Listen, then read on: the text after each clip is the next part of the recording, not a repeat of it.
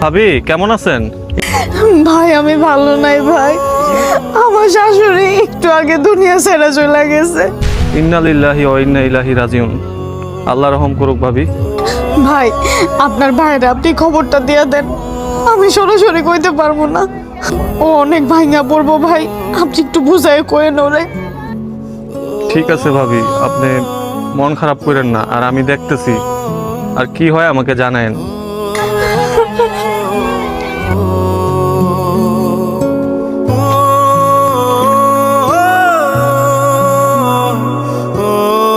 সোহাগ, হ্যাঁ বন্ধু কও। আমার মা তো মনে করছ অনেক কষ্ট কইরা রেন টেন কইরা মায়ের যে কানের দুল হাতের বালা এগুলা বিক্রি কইরা তারপরে আমারে প্রবাসে পাঠাইছে। সবই তো জানি। এখন বেতন যেহেতু পাইছি, আজকে বিকালে আমরা সবাই মিলে একটু মার্কেটে যাবো না, আমার মায়ের লেগে অল্প স্বর্ণ কিনতাম। ভালো হয়েছে, চাচি আম্মাই অনেক খুশি হইব। চাচি আম্মাই যে কষ্ট করে তোরে পাঠাইছে। হ্যাঁ ভালোই হইব, আমি আমার আম্মা লাগে কিছু স্বর্ণ কিনবো। সোহাগের চেহারাটা এমন দেখা যাইতেছে কি লিগা, কান্না করতেছে, হয়েছে কি? কি রে সোহাগ, কি হয়েছে তোর, কান্না করতেছ? বাড়িতে কিছু হয়েছে নাকি?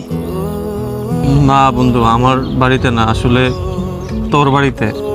আমার বাড়িতে মানে কি হয়েছে? জানি না তুই কিভাবে নিবি বন্ধু, দুনিয়া থেকে তো একদিন সবারই চলে যেতে হবে।